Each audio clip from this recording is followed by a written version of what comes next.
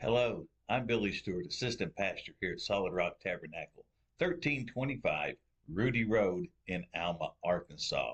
Thank you for joining us for the broadcast. I'd like to extend this personal invitation for you to come join us in one of our spirit-filled services. Our Sunday school begins at 9 a.m., our Sunday morning worship is at 10 a.m., and our Sunday evening worship is at 6 p.m. We also have an exciting Wednesday evening Bible study that begins at 7 p.m. Come join us, won't you? 1325 Rudy Road in Alma, Arkansas. Hey, we'll save a seat for you. And now, let's join our service already in progress.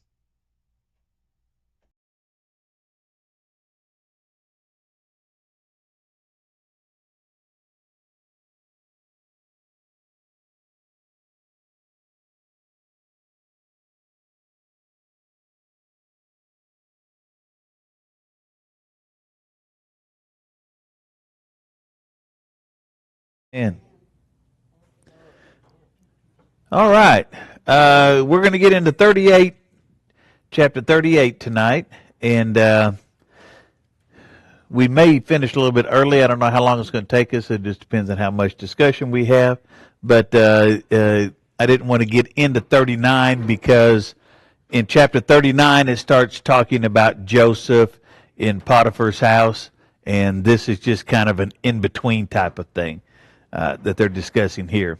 So let's get into it. Genesis chapter 38, verses 1 to 5.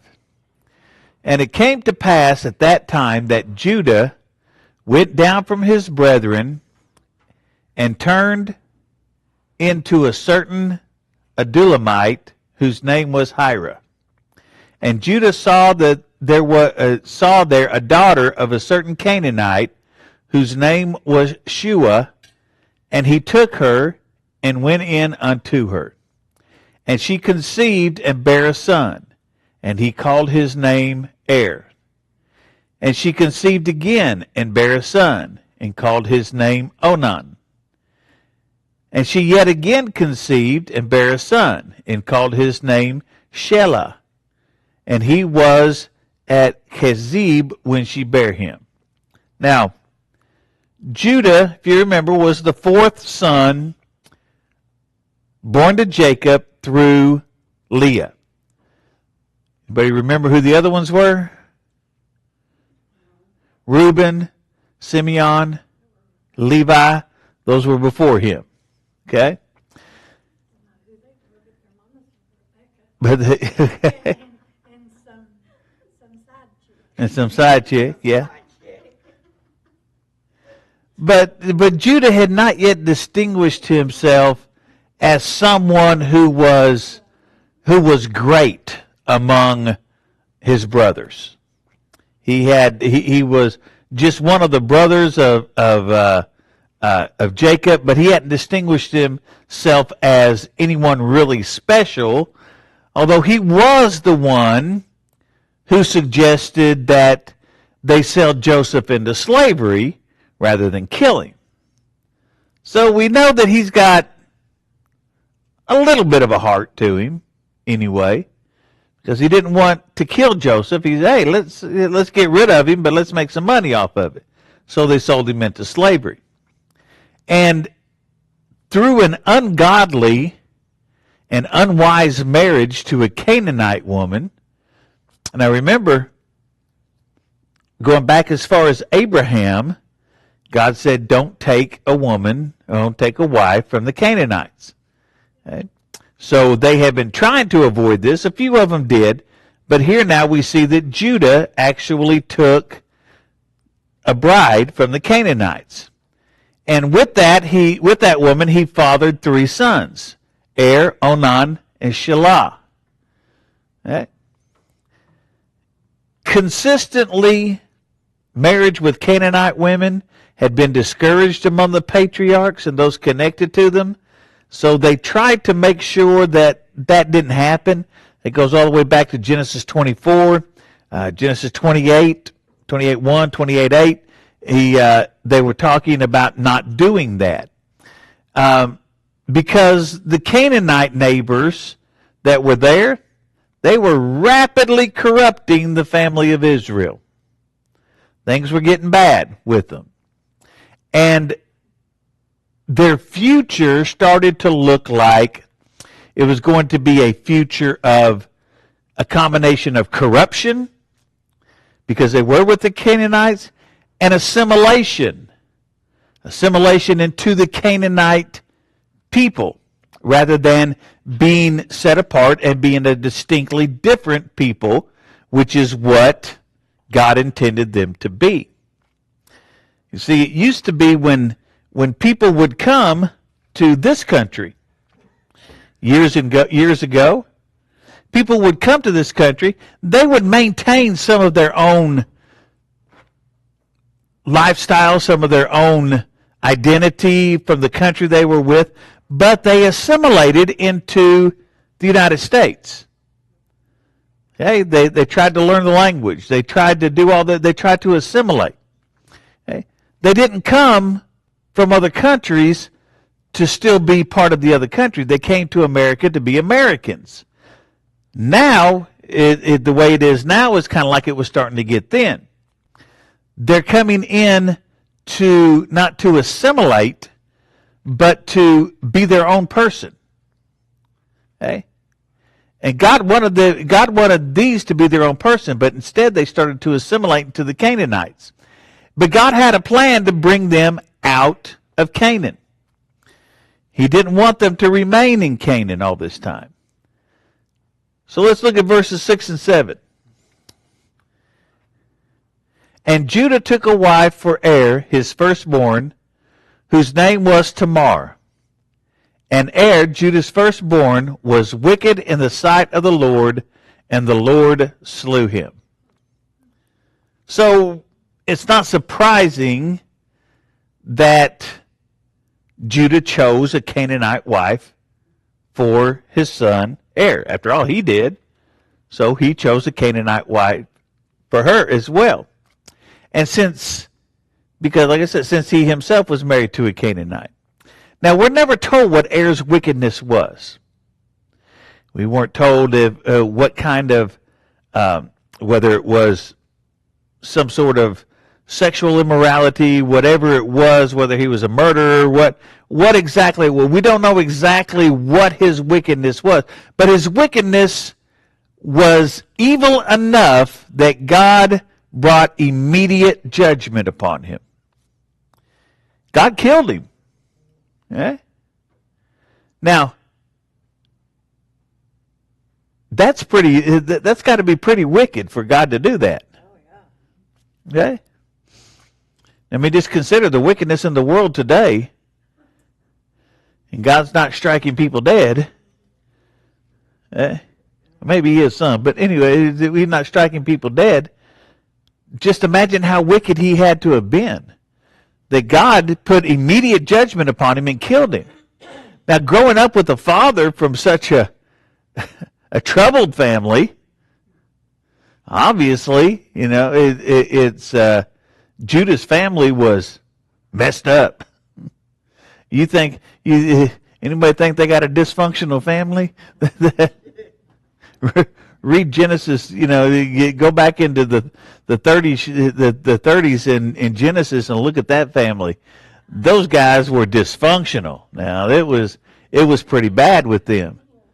But it was so bad, especially growing up with the father from a troubled family that he was, and with a mother who was Canaanite, didn't exactly make it easy for Er to live a really godly life. Now, we don't see now, it doesn't say here whether or not Judah was actually following the one true God. We don't know. But we do know that he was bad enough that he sold his brother into slavery. Yeah. That's not following God. So so his family was pretty bad. Verses 8 to 10. And Judah said unto Onan, Go in unto thy brother's wife, and marry her, and raise up seed to thy brother. And Onan knew that the seed should not be his, and it came to pass, when he went in unto his brother's wife, that he spilled it on the ground, lest that he should give seed to his brother. And the thing which he did displeased the Lord, wherefore he slew him also. So God just killing off this family one right after the other. Now, this was a common thing that they did. During the custom of that time, it was what we call the Levirate marriage. It's later codified in Deuteronomy 25, 5-10. If a man dies before he provides a son to his wife, okay, now get this, it is the duty of his brother to marry her and give her sons. Okay? I saw a hand go up. Yes. What was Deuteronomy? Deuteronomy 25, 5-10. Yeah. Sounds to me, way back then, everything was dysfunctional. Yeah, yeah. Doesn't it? So if there was a brother and he got married and he didn't have a son that came from this marriage, and he dies, it was his brother's responsibility to go in and marry, the next in line to go in and marry her and provide a son on that. Now the thing is, if the brother went in and produced a son, that son was considered to be the son of the brother who died. Not his. It was the son of the brother who died. Okay? And it was considered that because the living brother was only acting in the place of the dead brother. So this was done so that the brother's name could be carried on. And it was also so the widow would have a child to support them. See, we didn't have what we do now. We didn't have then what we have now. All these nice programs to where people can go out and get all this stuff. What happened is when somebody got old, a family member got old, especially a woman who had lost her husband, it was the children's responsibility to take care of that person. And since it is the son that did most of the work, or that was responsible for doing the work, it was his responsibility to financially take care of the mother. Right? So if she didn't have a son, she didn't have anybody to take care of her. So that's why the brother would come in, produce a son that belonged to his dead brother, who would carry on his brother's name, and then who would be there to support the mother as well. Otherwise, she'd likely live out her life as a destitute widow with nothing there. But Onan, he really refused to seriously regard the responsibility to his father, the descendants of one of his dead brothers. In other words, he said, no, I ain't going to do that. I ain't going to go in there and have a kid and then that kid be my brother's, considered my brother's kid, yet I still got to take care of them until they get old enough to do things. He said, no, that ain't happening. That ain't happening.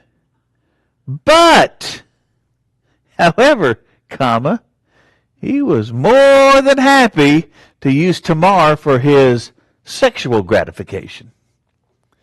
So I'm more than happy to go in and sleep with her, but I ain't going to produce no kid with her.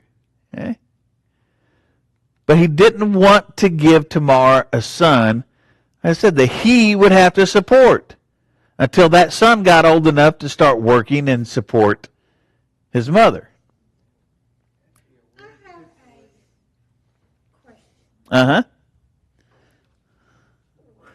Were there not any females in that day and time?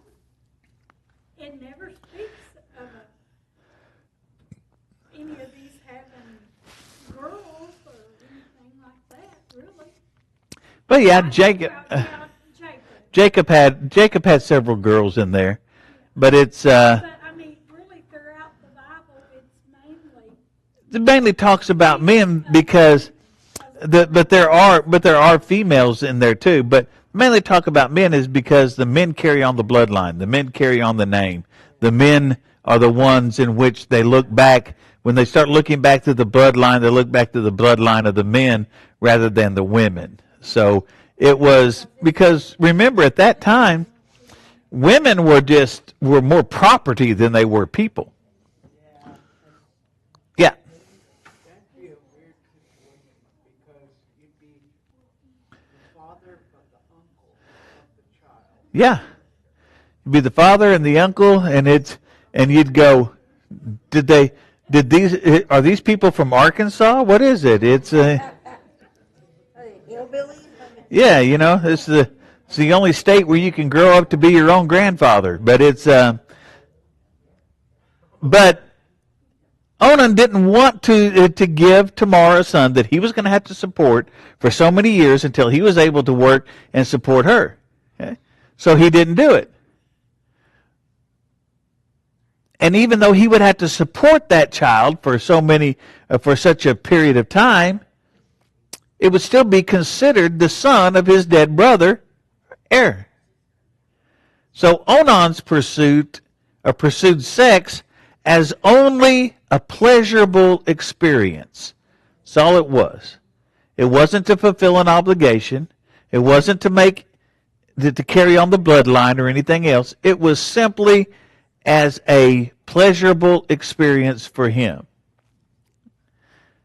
And if he didn't want to father a child with her, he should have just left her alone. Don't we? We get in. It's like that nowadays too. Yeah, exactly. We're like that nowadays too. If you don't want to be the father of a child, just don't have sex with a woman. It's pretty easy. It's not that hard. And it's these and this, they get on this, all of this, my body, my choice. Okay? Yeah. Okay, yeah, it's your body, it's your choice. But we're not talking about your body. Yeah, but we're not talking about your body. We're talking about the body of somebody else, another person. And there was one lady that was saying, no, the man, nobody, the government, men, nobody should have control or say so over my body. And the guy that was doing it was asked her, he said, well, okay, so what if you decide to keep the child? Should the man have any response? Well, yeah, he should have responsibility. Well, if he should have a responsibility if you keep the child, he should have a say-so if you don't. Okay? But they don't want that. There again, we got all this stuff in the government. I'm trying not to get political, but it's all this stuff in the government. When these people say, you can't tell me what to do with my body. The government's been telling us what we can and can't do with our bodies for years. Yeah, that's true. The government says you can't go get cocaine and heroin and all that stuff and put it in your body. It's illegal. It's against the law to do that. Except for in California. Well, that's just marijuana, but it's getting that way in Arkansas too. Well, yeah, that's true. Yeah.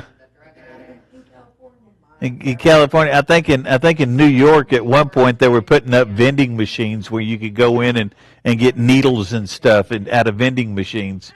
Well, now, what are they trying to do?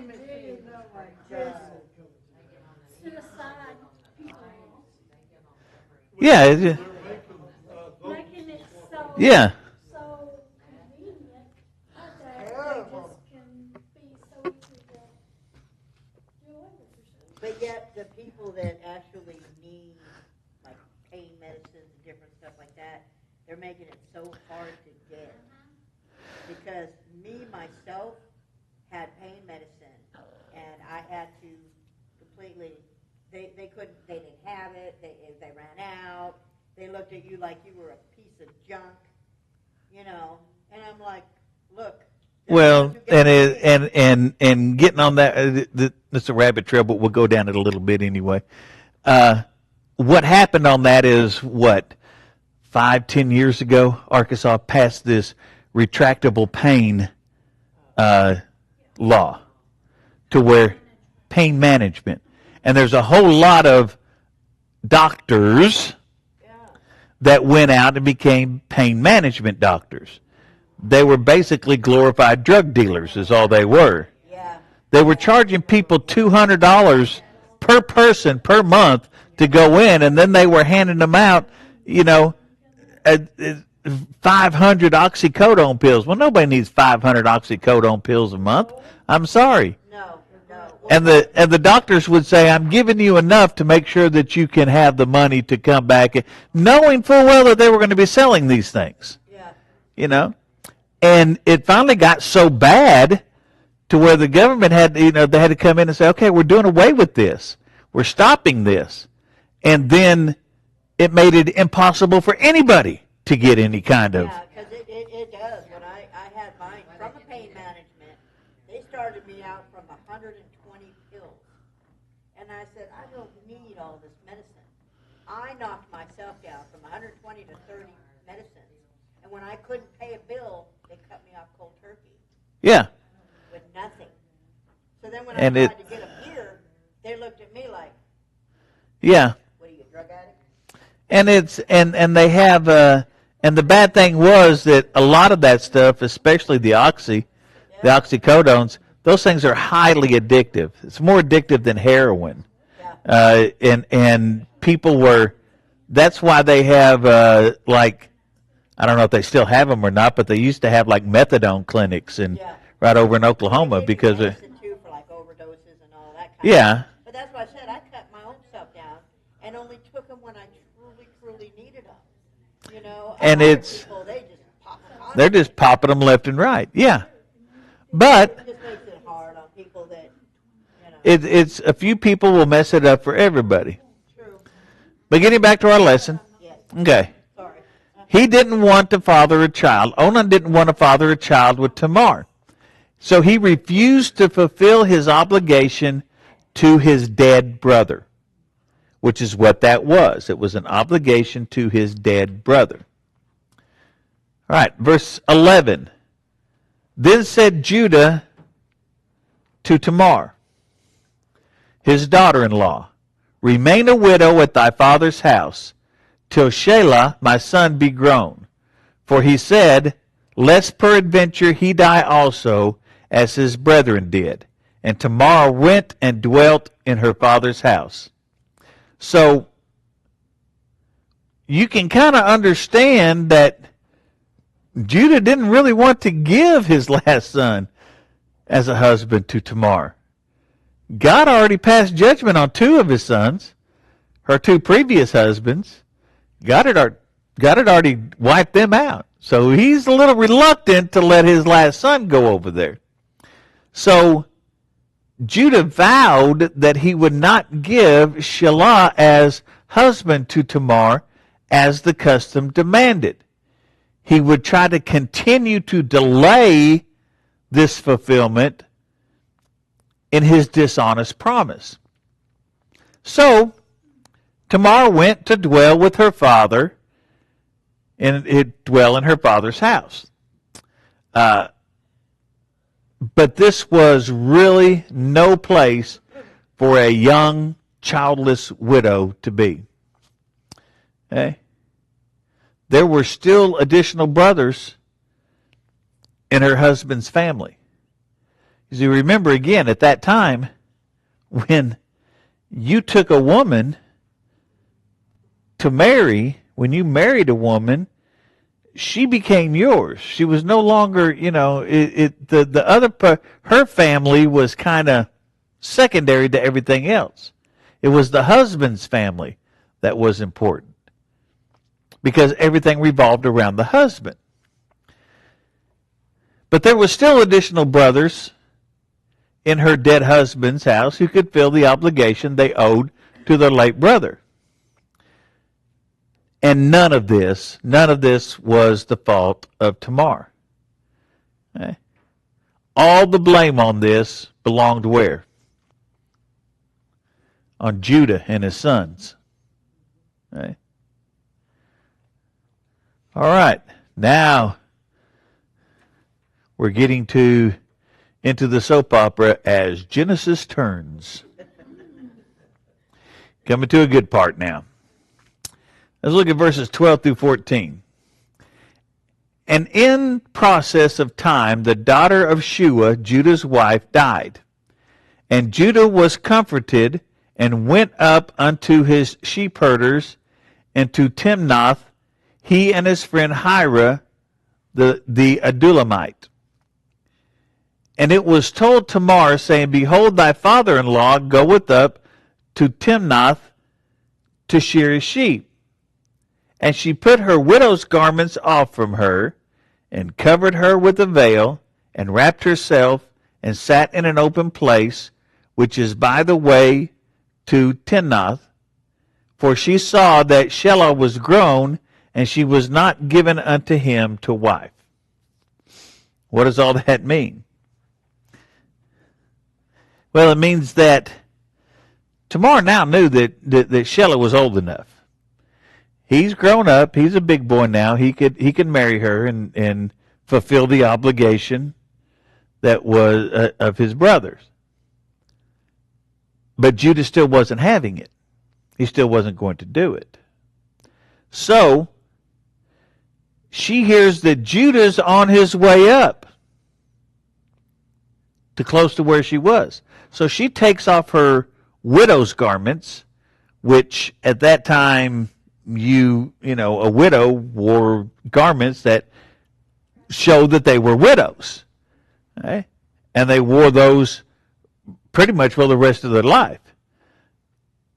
But Tamar didn't want to face what could be a difficult existence in that culture. Okay?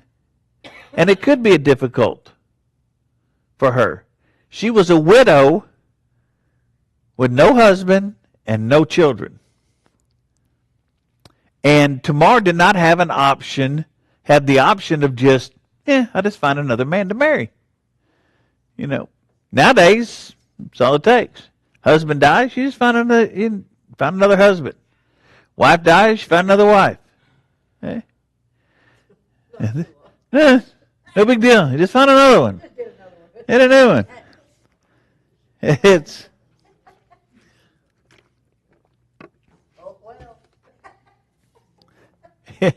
but she was under the headship of her father-in-law. Remember, she's gone back to live in her father's house, but she's still under the direct headship of her father-in-law, Judah, because she was the widow of one of his sons.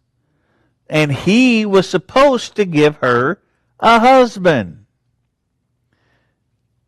It was Judah who would determine who and when she could marry again. That's why they would usually marry somebody within their own family, a brother or something like that. Okay? So they could keep it in the family. But knowing that Judah would be away from home, Tamar dressed herself as a prostitute. Oh, the plot thickens. Huh? A prostitute? hooker, someone who sells themselves, who has sex for money. So she dresses herself as a prostitute. But, yeah, not a good person. But she was out there to only try to find one customer. Judah. That's who she was after. All right? Yeah. Conniving, wasn't she? I want to get this. All right? Verses 15 to 18. When Judah saw her, he thought her to be a harlot because she had covered her face.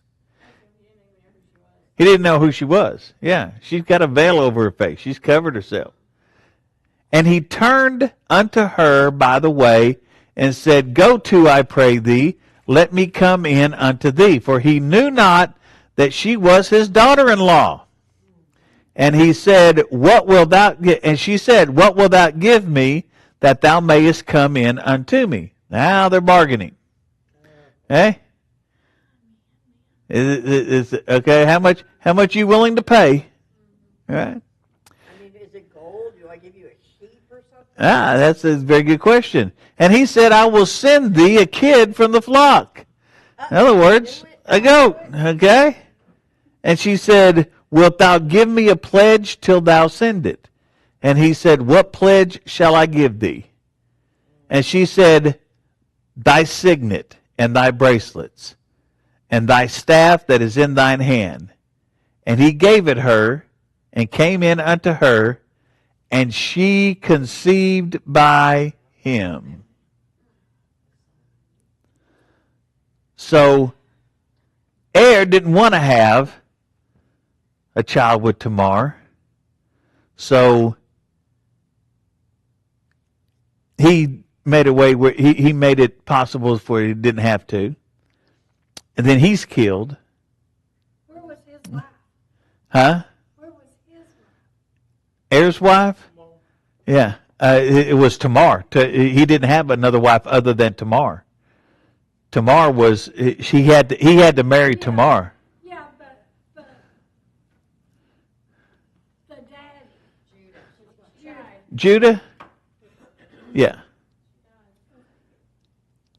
Now, in her disguise, Tamar successfully met Judah, and after negotiating a price, this was common with prostitutes and their customers at the time, Tamar demanded a pledge of the future payment of an agreed upon price. You're going to send me a kid.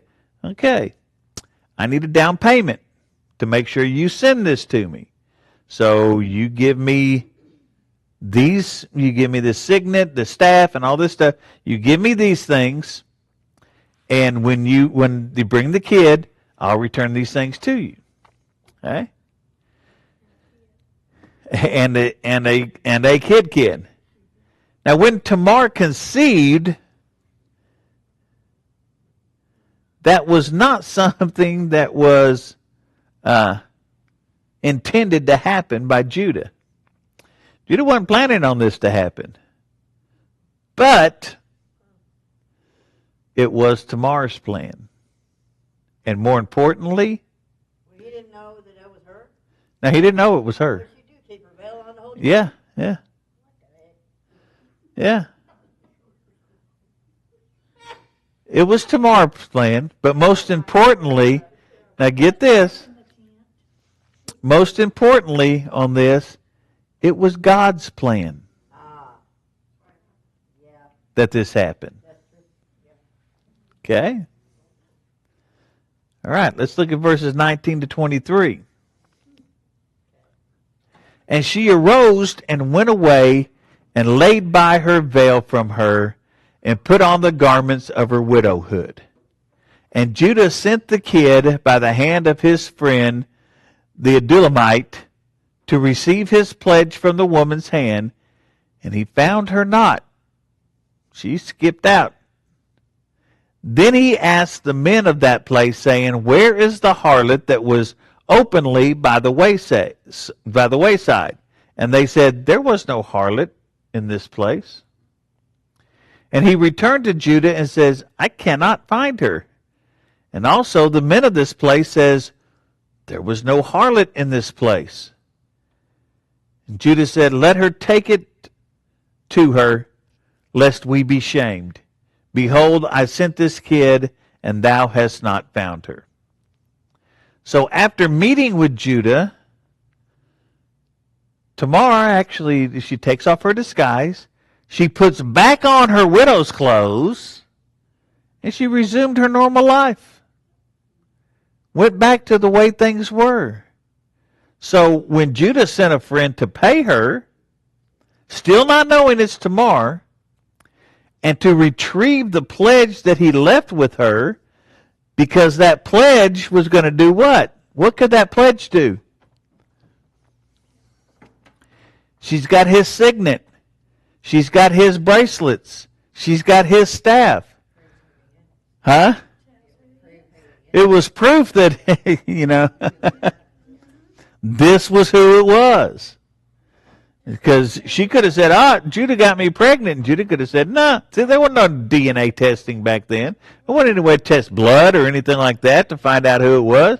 And they no. Judah could have said, I don't know what you're talking about. Never happened. And she goes, I got all this stuff that you gave me. Hey? So they couldn't find her, and she did that on purpose, and they couldn't find her because she had disappeared.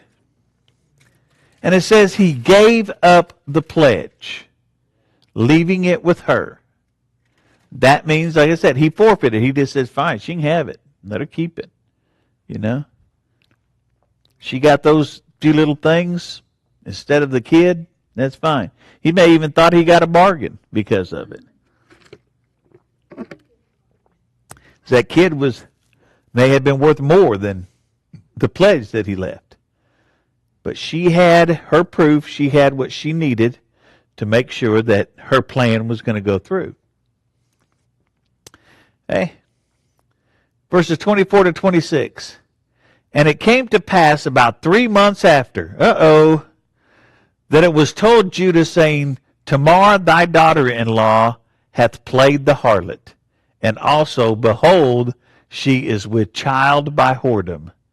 And Judah said, bring her forth, and let her be burnt. And when she was brought forth, and sent to her father-in-law, saying, by the man whose these are am I with child. And she said, discern, I pray thee, whose are these, the signet and the bracelet and staff? And Judah acknowledged them and said, she hath been more righteous than I, because that I gave her not to Shelah my son. And he knew her again no more. So Judah finds out she's pregnant. Hey, you know what?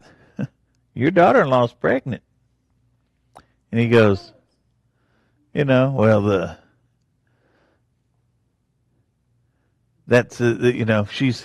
little harlot. I said, fine, bring her to me. Okay. Now, obviously she was pregnant. She's not married to anybody. So obviously, in order for her to get pregnant, had to have been from some sort of sexual immorality. Okay? Yeah. Okay. Yeah, that wasn't something they could do. She may have even told others that she had played the harlot at the time.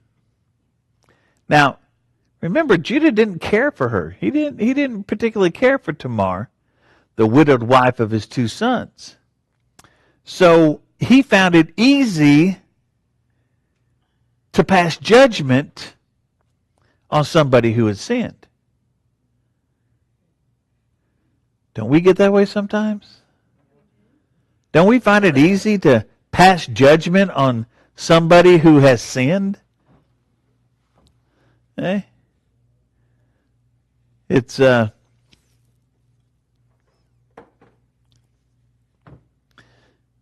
you a little story. My nephew had this girl living with him for a little while, and he called me today and said he was mad. He's mad at her. He wanted her gone out of his house. He said, "Can I give her a ride back to her house?" I said, "All right, fine, whatever."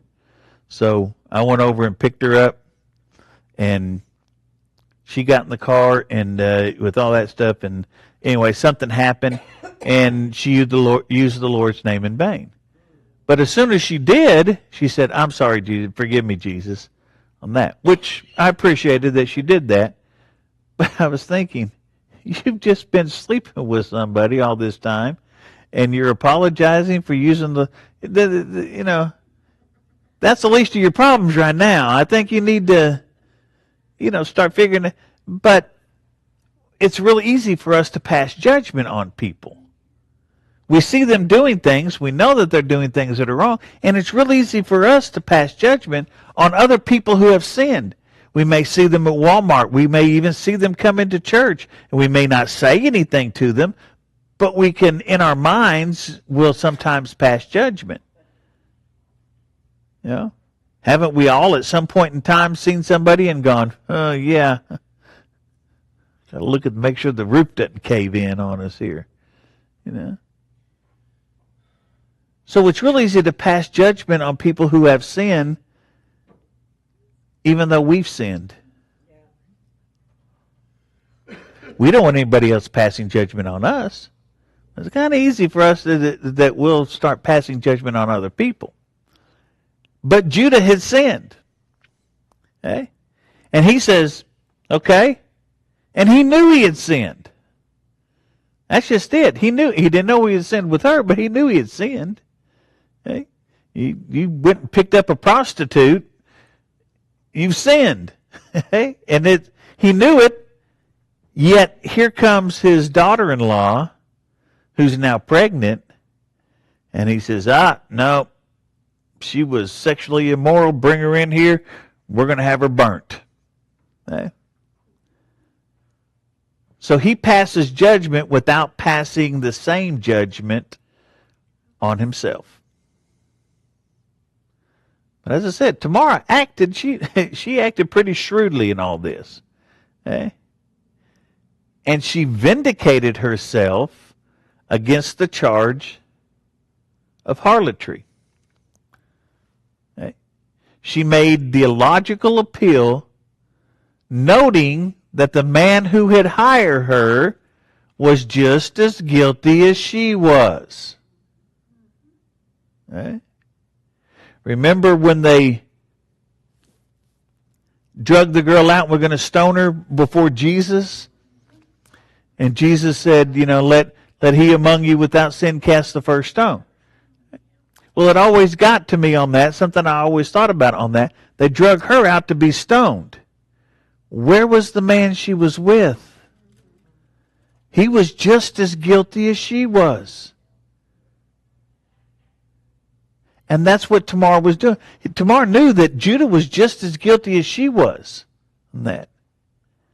And he said, and she made that logical appeal. Okay, if I'm guilty of this, then so is the person who I slept with. And they go, yeah, okay, yeah, we'll buy that. Okay. And she said, here's the stuff of the person. And even Judah could see through to the real issue. Okay. He was the one that was at fault. He was at fault for not providing for Tamar a son through his last son, Shelah. So when she threw down that signet and the bracelets and the staff, and Judah had to go, you know what? I'm just as guilty. And he says, it's my fault. So he burned with her? No. No, he wasn't gonna sentence himself to be burnt. So, but he says, you know what? she was more righteous than I was. because he had not fulfilled his obligation. So how do we, it's just kind of in my mind, how do we, if somebody is doing something wrong, or instead of saying, okay, well, this is what they did and that, and we want to pray for them, because there's times that I would say, oh, why are you doing that, or why are they doing it, and I don't know the situation, I don't know why they're doing this, and then I just pray for them. Mm-hmm. How do we do that? Because I don't want to judge nobody, but yet it's like, okay, well, this is happening, that's happening. It's in my mind, you know? I mean, we're actually supposed to be confessing our sins to each other, so that way Yeah. we can encourage each other, Yeah. you know, to stop doing that sin. Stop doing the things that has been going on. Yeah. But the best thing is just You know, Yeah, that's what you pray for people. Yeah, right, yeah. Sometimes all you can do is just pray for them. You say, well, I'm going to pray for you. Other times it's go up and witness to them. Go up and talk to them. Well, like I did today, because I was talking to Pastor, like, they get prideful. you know, oh, this girl did this, and or this happened and that happened, and this is why I did this. I was judging her, Uh-huh. and I didn't mean to do it that No, way. that wasn't judgment. It wasn't? Okay. I just want You to go know up- the difference, because I don't want to judge nobody. If I do, God forgive me, and I will say a prayer and say, okay, well, I don't know their situation. I don't know what's, going on. So I want to know the right And- way to do that, and what is judging and what is not judging, and how to deal with that. And to an extent, we're actually, people will say, you can't judge me. Who are you to judge me? Well, to a certain extent, Christians are supposed to kind of judge people a little bit, but it's not, To try to help each other, not. it's not a judgment to where you are looking down on somebody saying, I'm better than this person because this person is doing this and I'm righteous. I would never do anything like that. That's not the way to do it.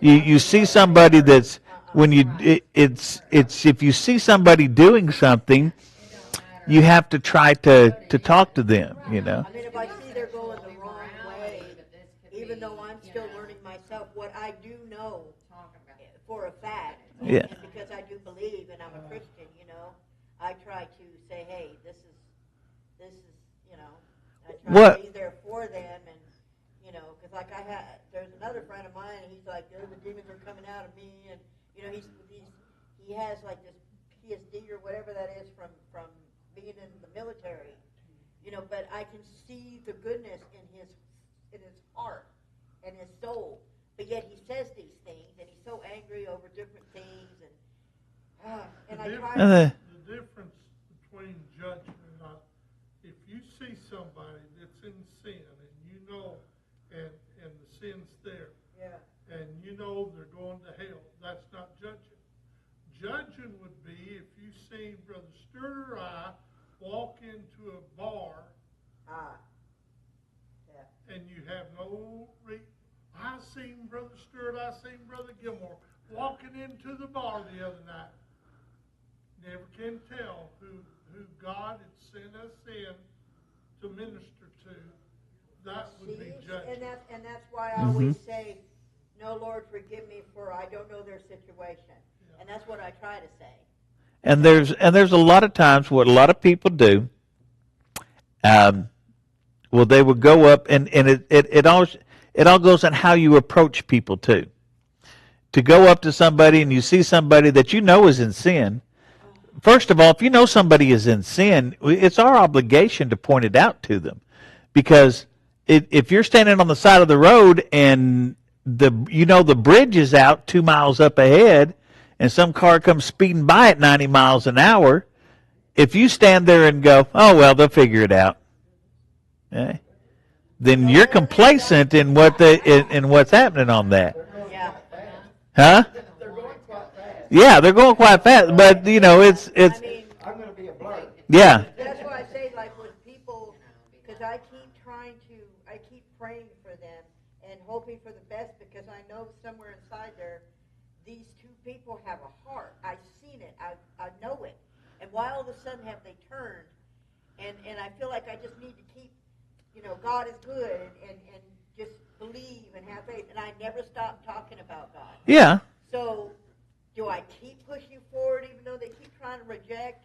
Do I move on? You just, you keep talking about. The thing you don't do is you walk up, and this is where a lot of people have problem is they'll walk up to somebody, they'll see somebody in sin that is sitting there doing something, they'll go, you know what, you're a sinner, you're going to hell. I can't understand why you're doing. You're going to be in hell. Okay, that's judgmental. Going up to somebody and saying, hey, looks like you may be having a problem. Yeah. Let me tell you about Jesus. Let me tell you about somebody I know that can help you through this. All right? That's not being judgmental. That's being helpful to them. Okay? Now, they may say, get away from me. I don't want to hear about your Jesus. You say, hey, okay, that's fine. Yeah. I'll pray for you. Judge on the matter. Huh? Right then you're being a judge on the matter of what you're talking about. Telling them your side of the story. You're being Okay. a judge. Yeah. Well, like I tell them, I'm not going to push God on you. No, but I will not stop talking about God. That's who I believe in. And I mean, if you don't want to hear it, I'm sorry. But I'm not going to put God down or stop talking about him just because you don't want me to. Yeah. No, and you don't. It's like, I'm not one, I cannot stand to hear someone to use the Lord's name in vain. Oh, they don't do it in my house. I cannot even closest friends or whatever. I just go, what do you ever do to you? Yeah. And my grandchildren would say, too, if somebody comes in like that, they'll, ooh, don't let Grandma hear you. Yeah, because I'll be like, don't say that. And if you continue, please step out the door, because I don't want to hear it. But I just wondered, because I want to do what's right when it comes to that. Okay. Yeah. And thank you for answering my questions, of course. All right, let's finish up with this. Got the last few verses here. Okay. And it came to pass in the time of her travail that, behold, twins were in her womb. So she had two of them. Wow. And it came to pass, when she travailed, that one put out his hand, and the midwife took and bound upon his hand a scarlet thread, saying, this came out first. And it came to pass, as he drew back his hand, that, behold, his brother came out, and she said, how hast thou broken forth? This breach be upon thee. Therefore his name was called Phares. And afterward came out his brother that had the scarlet thread upon his hand, and his name was called Zerah. Now, interestingly enough, in Matthew 1:3 and Luke 3:33, both list Perez or Phares as an ancestor of Jesus the Messiah. It was one of Judah's offspring, and they listed as an offspring of the Messiah.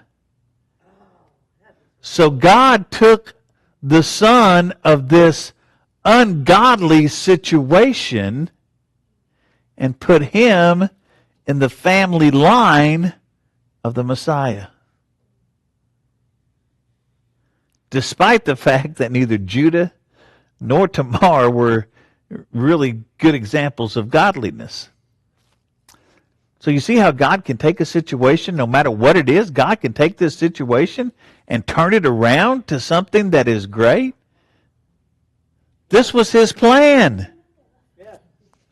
God had it figured out. This is also a wonderful example of grace. God chose them.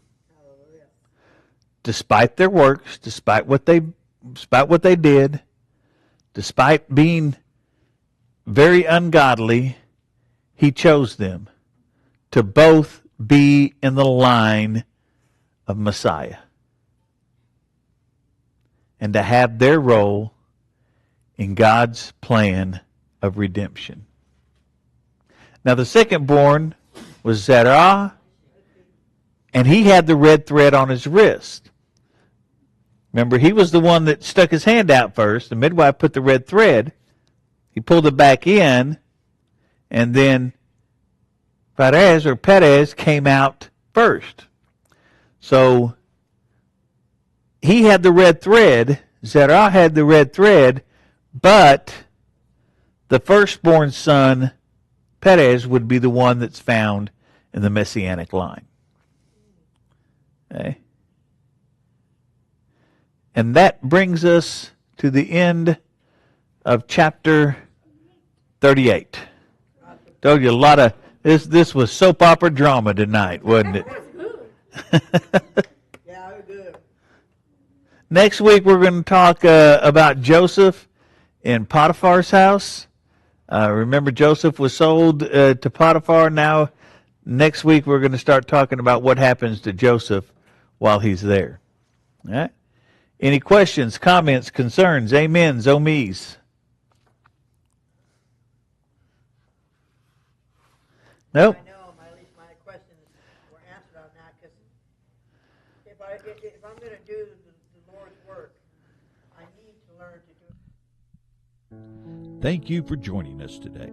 We pray you were blessed by the broadcast. If you have a prayer request or questions about Solid Rock Tabernacle, please visit our website at www.solidrocktabernacle.org. That's www.solidrocktabernacle.org. On behalf of the pastors and congregation here at Solid Rock Tabernacle, we pray you have a blessed week, and we invite you to join us in person or on one of our future broadcasts.